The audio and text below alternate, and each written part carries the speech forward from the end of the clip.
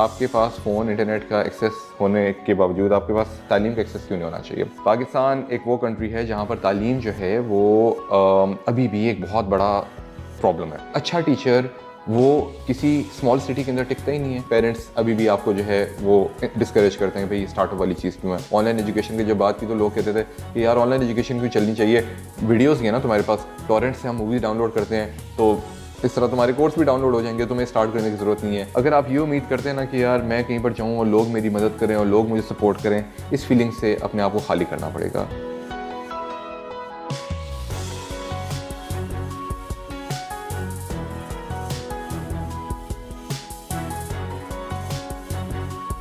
अस्सलाम वालेकुम नाज़रीन, शेयरिंग ऑफ प्रोफेशनल विजडम के साथ मैं हूं आपका मेज़बान अली रहमान खालिद। नाज़रीन, आज जो मेहमान हमारे साथ मौजूद हैं वो बेसिकली तो को फाउंडर हैं, सीईओ हैं नियर पियर्स के, लेकिन इसके साथ साथ इन्होंने अपनी बिज़नेस और इकनॉमिक्स में बेसिक एजुकेशन हासिल की और उसके बाद इन्होंने सोचा कि क्यों ना ये एंटरप्रेन्योरशिप की तरफ जाएं और लोगों के लिए कुछ ऐसे मौके फ़राहम करें जहां उनकी ज़िंदगियों में कोई वैल्यू ऐड हो सके। तो ऑनलाइन एजुकेशन में ये बहुत ज़्यादा काम कर रहे हैं। हम आज इनसे जानेंगे कि एंटरप्रेन्योरशिप की तरफ इनका इंटरेस्ट कब और कैसे डेवलप हुआ और कैसे इन्होंने ये सोचा कि मैं ऑनलाइन एफएससी के मैट्रिक के बच्चों को तालीम दे सकता हूँ। फिर उस हवाले से इन्होंने अपनी पूरी टीम बिल्ड की और किस किस तरह से ये काम करें, ये सारी बातें आज इस इंटरव्यू में हम इनसे जानेंगे। अस्सलाम वालेकुम अमार अली साहब, कैसे हैं आप? I am good, thank you so much Ali for having me at such prestigious place Qasim Ali Shah foundation. बहुत खुशी है आज यहाँ पर आने की मुझे। Sir welcome. सर मैं स्टार्ट यहाँ से करूँगा कि आपने आगाज़ जब किया, आपने अपनी स्टडी कंप्लीट की, तो उसके बाद फ़ौरन आपने सोच लिया था कि मैंने कोई अपना बिज़नेस करना है, एस्टेब्लिश करना है, या आप जॉब की तरफ गए? बहुत अच्छा सवाल है। अली, ग्रेजुएशन के बाद तो बहुत देर हो जाती है टू बी ऑनेस्ट। सही। हमने ग्रेजुएशन से पहले नियर पीयर स्टार्ट कर दिया था। अच्छा। और इनफैक्ट मैं जब अपने लम्स के सेकंड ईयर में था, मैं और शाहरुख मेरा को फाउंडर है, हम लोगों ने सेकंड ईयर में ही अपना पहला बिज़नेस स्टार्ट कर लिया था। और वो बिज़नेस था गूगल के साथ मिलकर, हम लोग गूगल स्ट्रीट व्यू पाकिस्तान के अंदर बनाया करते थे। तो मेरा एक ए लेवल्स का फ्रेंड था शारिक, वो नस्ट में पढ़ रहा था, वो मैं और शाहरुख हम तीनों ने मिलकर जो है बनाया। वो इस्लामाबाद के ऑपरेशन संभालता था, मैं लाहौर के संभालता था। तो गूगल के साथ, तो गूगल उस टाइम पे नया नया पाकिस्तान में आ रहा था, तो उस टाइम पे हमने उनके साथ जो एक अपॉर्चुनिटी देखी, हमने कहा कि यार इसके ऊपर ज़रा जाते हैं। और माशाल्लाह बड़ा अर्न करने शुरू किया। और फिर पता चला कि बिज़नेस के अंदर बरकत कितनी है, मज़ा कितना आता है, लर्निंग कितनी ज़्यादा आपकी होती है। तो यूनिवर्सिटी के अंदर बहुत सारी चीज़ें थी। मिसाल के तौर पे गवर्नमेंट के साथ पेपर भी पब्लिश किया, प्रोफेसर के साथ काम भी किया, मॉडल यूनाइटेड नेशंस वगैरह भी बहुत ज़्यादा किए। लेकिन कारोबार करने का जो एक्सपीरियंस था, जितना इसने मुझे सिखाया, मेरे नहीं ख्याल से किसी और चीज़ ने सिखाया। और फिर यही वजह थी कि फिर इनके साथ गूगल के साथ तो अच्छा काम किया, लेकिन उसके बाद फिर हमने कहा कि यार हमारी यूनिवर्सिटी में एक बहुत बड़ा प्रॉब्लम एजुकेशन का अभी भी है। हमारे प्रोफेसर बहुत ज़बरदस्त हैं, हमारी यूनिवर्सिटी ज़बरदस्त है, लेकिन बच्चों को अभी भी तकलीफ़ होती है पढ़ाई में। उनके प्रॉब्लम को सॉल्व करने के लिए हमने एक कंपनी बनाई, उसका नाम नियर पियर रखा। बहुत ज़बरदस्त चली, बहुत हमें अप्रिसिएशन मिली। ग्रेजुएशन जब हुई तो हमने कहा कि सिर्फ यूनिवर्सिटी के बच्चों की नहीं, मैट्रिक, एफएससी, सीए, सीएसएस, बहुत सारे स्टूडेंट्स की पाकिस्तान के अंदर ये प्रॉब्लम है। तो फिर हम उसको सॉल्व करने के लिए चले गए। तो पहले से हमें ख्याल आ गया था इसका। सर नियर पियर्स इस वक्त करंटली किन किन प्रोजेक्ट्स पे काम कर रहा है? और जैसे कि आपने भी बताया कि सीएसएस और जितने भी कम्पिटिटिव एग्जाम्स हैं इनकी ऑनलाइन तैयारी करवाना है, बिल्कुल ऐसे है। तो ये कैसे पॉसिबल होता है? देखिए, ये बिल्कुल इस तरह से पॉसिबल है कि आजकल के ज़माने में आपके पास फ़ोन है, इंटरनेट कनेक्शन है, आप बटन दबाते हैं, राइड आ जाती है, आप बटन दबाते हैं, फूड आ जाता है। तो सिंपल सा क्वेश्चन है कि आपके पास फ़ोन इंटरनेट का एक्सेस होने के बावजूद आपके पास तालीम का एक्सेस क्यों नहीं होना चाहिए। तालीम का एक्सेस भी उसी तरह से पॉसिबल होना चाहिए कि आप एक बटन दबाएं, आपके सामने टीचर आ जाए, टीचर आपको पढ़ा रहा हो, ठीक है। क्यों नहीं पॉसिबल होना चाहिए।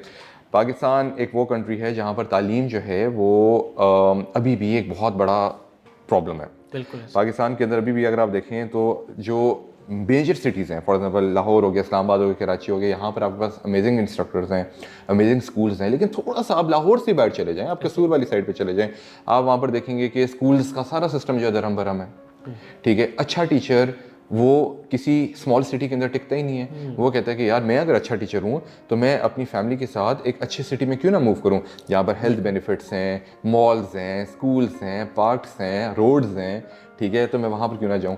तो लिया हो गया, खुजार हो गया, बलूचिस्तान के बहुत सारे एरियाज़, यहाँ पर अच्छे स्कूल, अच्छे टीचर्स नहीं हैं। तो द कॉन्सेप्ट है कि अगर तो वहाँ पर किसी बच्चे के पास फ़ोन है और किसी के पास इंटरनेट है, तो उसके पास उसी लेवल की एजुकेशन का एक्सेस होना चाहिए जो एक उस बच्चे के पास है जो लाहौर के अंदर या कराची के अंदर बैठा हुआ है। इस कॉन्सेप्ट को यूज़ करके हमने बोला कि यार चलो लेट्स स्टार्ट। फिर जब हम लोगों ने स्टार्ट करने का सोचा तो एक लॉजिकल स्ट्रीम ये बनती है कि हम लोग क्लास 5th 6th 7th से स्टार्ट करते, लेकिन हमने ये नहीं किया, हमने टॉप से स्टार्ट किया। क्योंकि पाकिस्तान के अंदर, क्योंकि हमें सुनने वाले लोग जो हैं वो भी हैं जो हमारी नियर पीरियड को भी समझना चाहते हैं, लेकिन उससे ज़्यादा वो लोग हैं जो बिजनेस को समझना चाहते हैं, कारोबार को समझना चाहते हैं। तो जब भी कारोबार स्टार्ट करना होता है तो इट्स वेरी इंपॉर्टेंट कि आपका ड्रीम बड़ा होना बड़ा लाजमी है।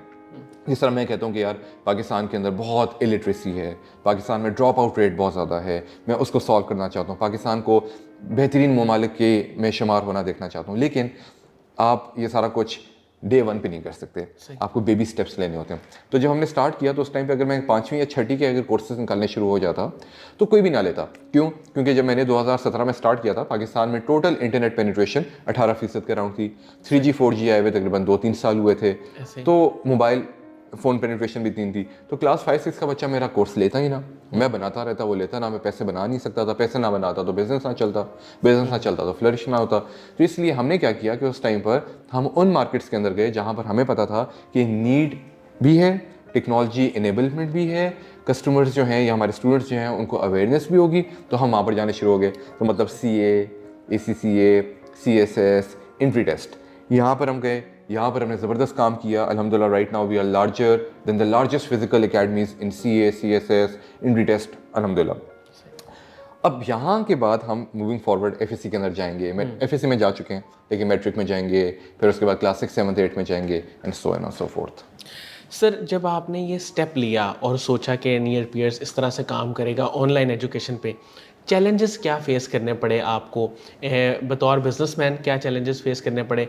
और फिर टेक्निकल साइड पे आपने ज़ाहिर है जब टीचर्स को हायर किया तो उनकी तरफ से भी एक हेजिटेशन होगी कि हम एक जगह पे जाके पढ़ा रहे हैं तो हम ऑनलाइन पे क्यों शिफ्ट करें?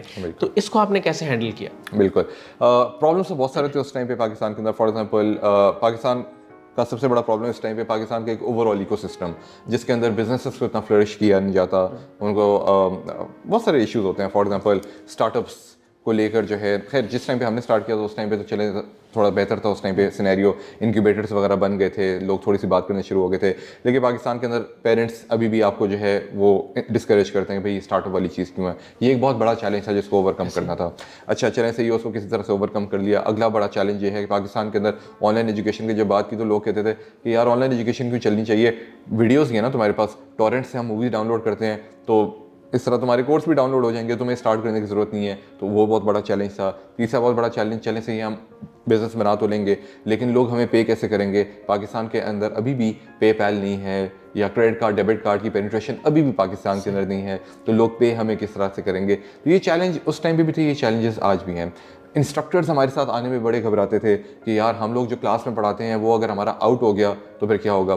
तो उस टाइम पे भी मुझे याद है माशाल्लाह कि मैं कासिम अली शाह साहब की वीडियोस जो हैं अपने टीचर्स को दिखाता था। मैं बोलता था कि यार देखो ये, और कासिम साहब ने बहुत पहले से अपना जर्नी स्टार्ट किया, हम लोग तो मेरे ख्याल से नए हैं इसके अंदर। कासिम साहब की मैं वीडियोस लोगों को दिखाता था कि ये देखें जी, ये रोल मॉडल हैं हम सबके लिए। इन्होंने ये कैमरे के आगे भी आते हैं, सही है, कहने को तो ये भी 4 दीवारी के अंदर अपने आप को बंद कर सकते हैं, लेकिन ये साहब जब कैमरा के आगे आते हैं, यूट्यूब पर आते हैं, इनके लेक्चर्स लोग सुनते हैं। तो एक बंदा बोले कि यार कासिम साहब के तो सारे लेक्चर्स जो हैं वो यूट्यूब पे हैं, कासिम साहब को तो कोई अपने सेशन पे अब नहीं बुलाएगा, कोई इनको पे नहीं करेगा, जबकि ऐसा नहीं होता।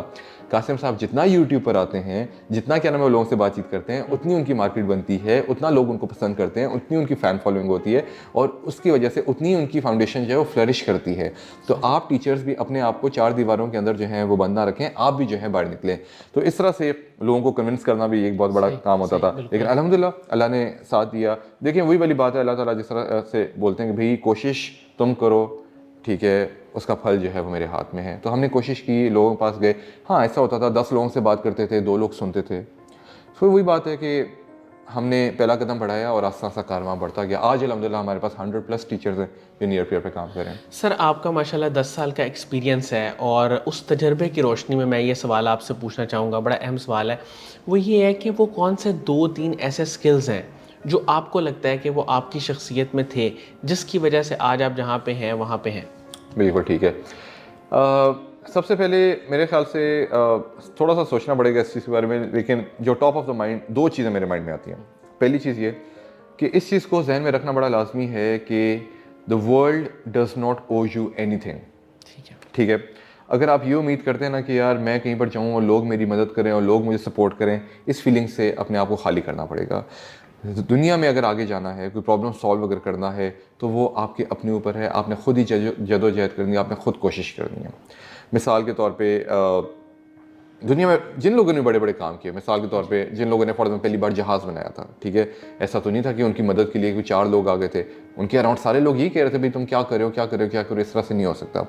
400 साल उससे पहले राइट ब्रदर्स ने जब 1902 में पहला जहाज़ अपना एक्सपेरिमेंट किया था, उससे 400 साल पहले से लोग जो हैं जहाज़ की एल्ट्रेशंस बना रहे थे और फेल हो रहे थे, लेकिन इन्होंने गिव अप नहीं किया। इन्होंने बोला नहीं, हम कुछ और करेंगे, हम कुछ और करेंगे, हम कुछ और करेंगे। सो एक आदत ये कि never ever give up, never ever give up.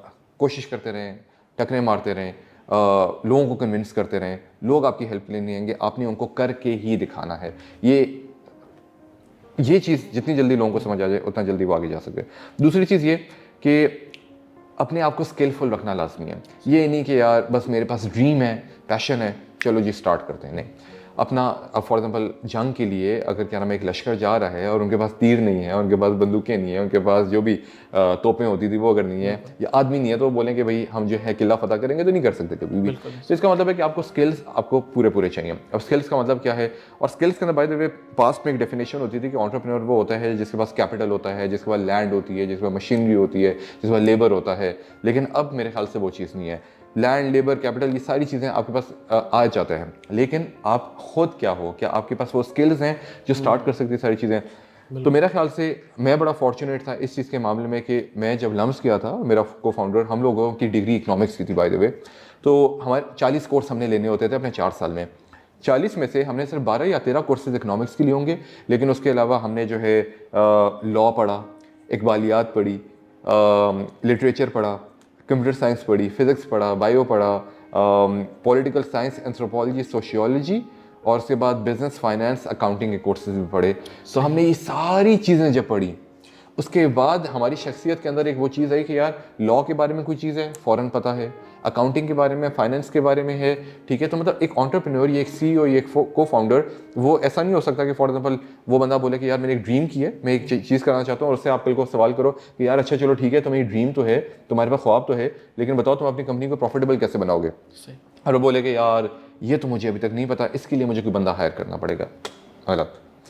Pakistan में बहुत सारे एंटरप्रेन्योर्स इस वजह से फेल होते हैं क्योंकि उनकी बेसिक फाइनेंस सही नहीं होती, और बेसिक फाइनेंस सही करना कोई बड़ी बात नहीं है। सही है, 10 दिन भी नहीं, शायद 5 दिन आपको लगेंगे। आपने जो आप ये देखें, एक दुकान पे बंदा बैठा हुआ, उसने तो फाइनेंस कभी नहीं पढ़ी होती, लेकिन उसको अपने दुकान के हिसाब किताब आते हैं। इतना ही हिसाब किताब आना चाहिए एक एंटरप्रेन्योर के लिए भी, लेकिन नहीं, हम इलेक्ट्रिकल इंजीनियर हैं तो हम फाइनेंस नहीं पढ़ेंगे, फाइनेंस हमसे जो है समझ नहीं आती। मतलब बेसिक हाउ नो चीज़ों की, ताकि आप सुपरवाइज कर सकें एग्जैक्टली और मॉनिटर कर सकें। एग्जैक्टली उतना आपके पास नॉलेज होना एग्जैक्टली उस स्टेज पे जब आप लोगों को अफोर्ड नहीं कर सकते रखना, तब तक आपको खुद वो चीज़ें आनी चाहिए। जिस टाइम पे आपका बिजनेस एक लेवल पे पहुंचे, फिर आप लोगों को बुलाएं और बोलेंगे यार चलो आप मेरी मदद करो इस वाले काम में।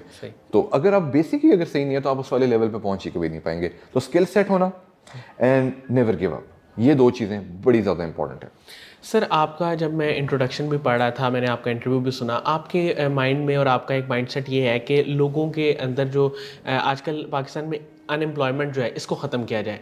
तो अनएम्प्लॉयमेंट को ख़त्म करने के लिए कोई 2-4 प्रैक्टिकल स्टेप्स क्या हो सकते हैं जो इंडिविजुअली लोग ले सकें, या एज अ ग्रुप क्या ऐसा काम करें जिससे हम बीइंग अ पाकिस्तानी अनएम्प्लॉयमेंट से थोड़ा बाहर निकल आएँ? क्या बिज़नेस स्टार्ट करें, किस तरह से आगाज़ करें? बहुत अच्छा सवाल आपने किया। देखिए जी, सबसे पहले तो ये कि इस सवाल का कोई बहुत आसान जवाब नहीं है। अगर आसान जवाब हो तो इसाक डार साहब और मिफ्ता साहब जो हैं वो तो हर वक्त कोशिश कर रहे होते हैं कि सवाल का जवाब निकालने की। मुश्किल है, डेफिनेटली बहुत मुश्किल है। Pakistan is definitely a very hard country. Government level पे ये चीज़ बहुत मुश्किल है, लेकिन इंडिविजुअल लेवल पे जब अगर आप पूछते हैं तो बड़ा आसान आ जाता है। ठीक है, देखें जी, हम आज से 200-250 साल पीछे चले जाते हैं और अमेरिका को देखते हैं। अमेरिका क्या था? America was nothing. ठीक है, अमेरिका जो है उस टाइम पे ब्रिटेन वॉज एवरीथिंग। ब्रिटेन जो है वो, उसका सूरज डूबता ही नहीं था कभी उसकी रियासत के ऊपर। ठीक है, अमेरिका तो कोई पूछता भी नहीं था। लेकिन अमेरिका जो है, अमेरिका इमर्ज हुआ था ख़ास तौर पे 1900 के बाद से, जब न्यूक्लियर टेक्नोलॉजी उनके पास आई या वर्ल्ड वॉर वगैरह स्टार्ट हुई। उससे पहले वो क्या था? उससे पहले वो चुप करके काम कर रहा था इंटरनली। किस चीज़ पे काम कर रहा था? वो अपने एम्प्लॉयमेंट पे काम कर रहा था, वो बिजनेसेस पे काम कर रहा था, वो इंफ्रास्ट्रक्चर पे काम कर रहा था, वो ट्रांसपोर्ट पे काम कर रहा था। और ये काम किसने करके दिया अमेरिका को? ये काम करके दिए एंटरप्रेन्योर्स ने। एंटरप्रेन्योर्स एक आइडिया लेकर आते थे, गवर्नमेंट और कंट्री उनको एक राइट इन्वायरमेंट देता था और वहाँ पर वो कोशिश करते थे कुछ करें। तो वहाँ पर वेंडरबिल्ट साहब आए, उन्होंने स्टील, रेलवे इस पे काम करना। कार्नेगी साहब आए, उन्होंने बिल्डिंग्स बनाना शुरू की। जेपी मॉर्गन आए, उन्होंने फाइनेंशियल स्ट्रक्चर्स बनाने शुरू किए। ये लोग आए, एंटरप्रेन्योरशिप की उन्होंने बेस रखी, उसके ऊपर उन्होंने लोगों को एम्प्लॉयमेंट दी, 2 से 4, 4 से 8, सही है। तो इस तरह से कोशिश की और करते गए। यहाँ पर मुझे सबसे खूबसूरत बात लगती है हमारे प्रॉफिट पीस भी अपॉन हिम की, कि देखें जब उन्होंने अपना स्ट्रगल स्टार्ट किया तो ऐसा तो नहीं था कि उनके पास डे 1 के ऊपर बहुत बड़ा जो है वो लश्कर आ गया जिन्होंने बोला कि हम इस्लाम कबूल करें। पहले 10 साल उनके कितने मुश्किल थे। 10 साल उन्होंने प्रीचिंग की, कोशिश की। पहले कुछ साल तो सिर्फ उनके क्लोज फैमिली मेम्बर्स वो थे जिन्होंने उनके ऊपर ट्रस्ट किया, लेकिन आस्ता आस्ता करते करते इस टाइम पे इस्लाम माशाल्लाह दुनिया का सेकंड लार्जेस्ट रिलीजन है। तो इसका मतलब ये है कि हमारे हाथ में कोशिश है। हम लोगों ने सिर्फ एक इनिशिएटिव लेना है। हमने क्या करना है इंडिविजुअल लेवल पर, हमने अपने अराउंड देखना है एक प्रॉब्लम, कोई भी प्रॉब्लम। जैसा मैंने देखा कि एजुकेशन पाकिस्तान में एक बहुत बड़ा प्रॉब्लम है। मैंने सोचा कि यार इस एजुकेशन के प्रॉब्लम को मैंने सॉल्व करना है। मैंने कैसे सॉल्व करना है, करेंगे, बड़ा काम करेंगे, लेकिन इस टाइम पे क्या मैं अपनी पर्सनली मैं कुछ कर सकता हूँ? मैंने देखा कि भाई हाँ, ये कुछ बच्चे हैं, इनको मैं MCAT पढ़ा सकता हूँ और MCAT के अंदर भी MCAT की अंग्रेज़ी पढ़ा सकता हूँ। मैंने MCAT की अंग्रेज़ी से पढ़ाना स्टार्ट कर दिया। मैंने एक फेसबुक का ग्रुप बनाया। मैंने एक छोटी सी वेबसाइट अपने हाथों से, बड़ी बेसिक सी है, मैं इकोनॉमिक्स का ग्रेजुएट हूँ, लेकिन फिर भी क्योंकि मैंने कंप्यूटर साइंस की बेसिक पता थी तो एक छोटी सी वेबसाइट मैंने सेट कर ली। तो थोड़े से पैसे आना शुरू हुए तो मैंने सरमायाकार इन्वेस्टर को जाकर दिखाया कि देखो जी, मैंने ये काम किया है, मेरा खर्चा जो है इसके अंदर जो है 10,000 रुपये है और देखिए मैंने 1.5 लाख रुपए कमाए हैं। तो इसका मतलब है कि आप जब मुझे 1 करोड़ रुपये देंगे तो मैं इसमें से जो है मिसाल के तौर पे 10 करोड़ रुपये निकाल कर आपको दिखा दूंगा। तो सरमायाकार ने कहा बड़ी ज़बरदस्त बात है, उसने मुझे अपना 1.5 करोड़ रुपये दे दिया। ये 2017 की बात है। मैंने उसको यूज़ किया, उसको यूज़ करके मैं मैं एक रेवेन्यू लेवल पर गया, फिर और सरमायाकार को पकड़ा, फिर और ऊपर गया। तो द पॉइंट इज़ के स्टार्ट तो मैंने इंडिविजुअली अकेले किया था। ठीक है। सो सब लोगों को यही दावत है मेरी कि यार identify a problem, solve it. It will be challenging in the start, जिस तरह सब लोग देखते हैं, लेकिन आस्ता आस्ता यू विल सी कि आप लोगों को जोड़ेंगे अपने साथ। एक बंदा तुम आ जाओ, तुम इसमें हेल्प करो, तुम इसमें हेल्प करो। इस टाइम पे मेरा को फाउंडर शाहरुख, हमारी कंपनी में इस टाइम पे 100+ एम्प्लॉयज़ हैं। 100+ एम्प्लॉयज़ में से 30 लोग मानसरा के हैं। मानसरा शाहरुख का गाँव, ठीक है, जहाँ पर वो रहता है, ठीक है, रहता था जहाँ पर।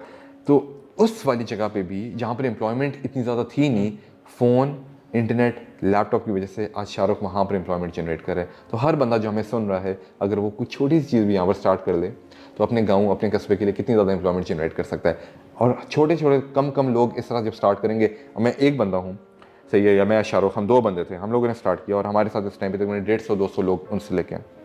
अगर हम जैसे 100 लोग आ गए तो 100 लोगों को आप 100 से 200 से मल्टीप्लाई करें तो दैट्स लाइक 20,000। बिल्कुल ऐसे 20,000 की एम्प्लॉयमेंट, 200 लोग और 20,000 की employment. I hope I am doing the maths right now. बिल्कुल सही। अच्छा सर, फ्यूचर गोल्स आपके अब क्या हैं, क्योंकि नियर पीरियड्स को लेके आपके क्या प्लान्स हैं आगे, आप क्या इसमें मज़ीद एनहेंसमेंट करना चाहते हैं, इस हवाले से थोड़ा सा बताएं।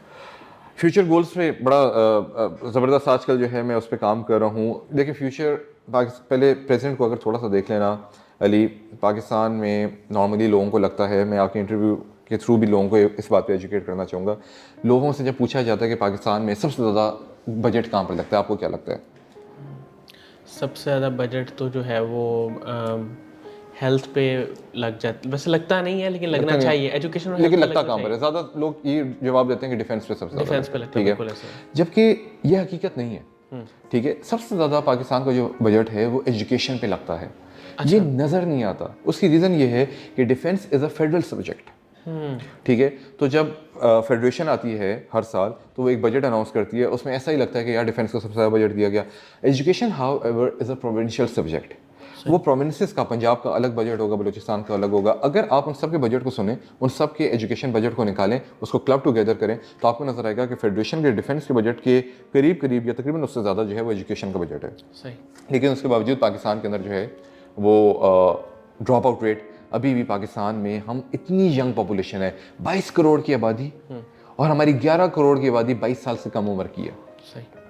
जिसको किसी टाइम स्कूल, कॉलेज या यूनिवर्सिटी में होना चाहिए, लेकिन 11 करोड़ में से 5 करोड़ बच्चे गायब हैं।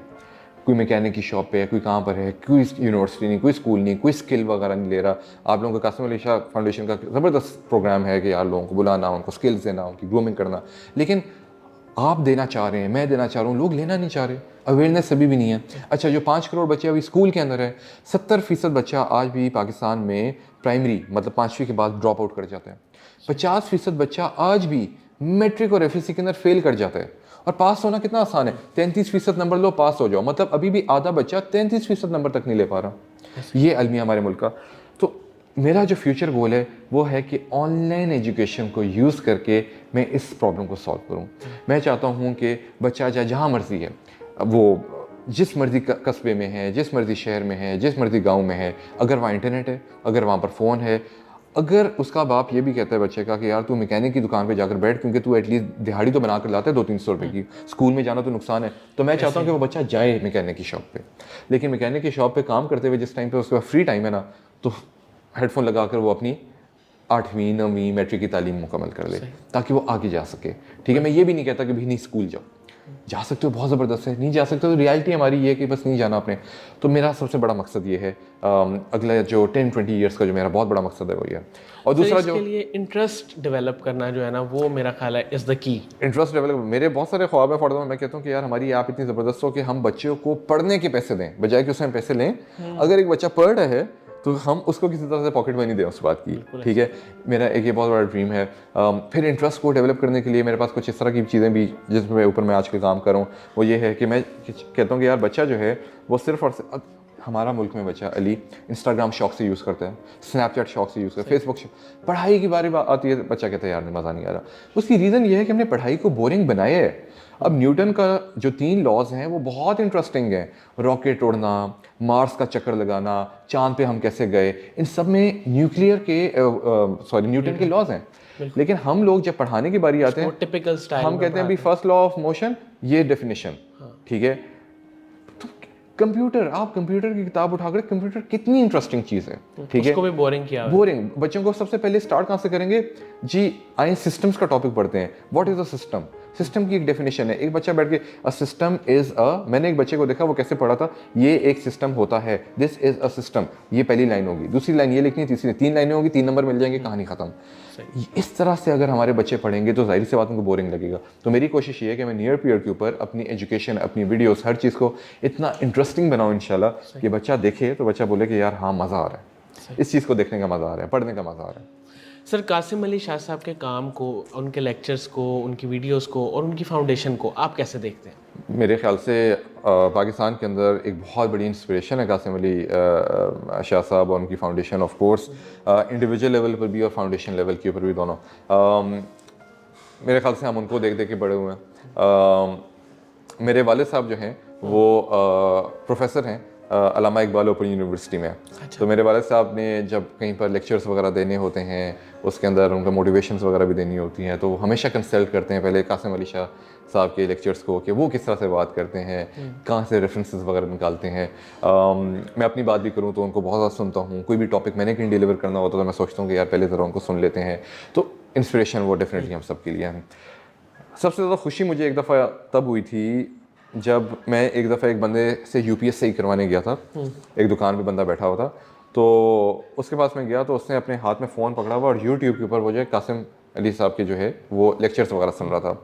और मुझे बड़ी खुशी हुई कि यार ये बंदा जो इस शॉप पे बैठा हुआ है, जिसने तालीम आगे कंटिन्यू नहीं करनी, जिसने किसी यूनिवर्सिटी नहीं जाना, जिसने किसी कॉलेज नहीं जाना, उसे सिर्फ इस दुकान पे रहना है, वो कासिम साहब को सुन के अपनी ग्रूमिंग पे काम कर रहे हैं, उनकी अच्छी बातें अपने में डाल रहे हैं। उनकी ये वाला लेक्चर था कि फॉर एग्जांपल बच्चों की परवरिश या जवानी में क्या बच्चों के साथ किस तरह बर्ताव करना चाहिए, इस तरह के लेक्चर जो हैं वो सुनकर अपने बच्चों के ऊपर इम्प्लीमेंट करने की कोशिश कर रहे हैं। तो ये मेरे ख्याल से एक बहुत बड़ी कंट्रीब्यूशन है उनकी पाकिस्तान के अंदर।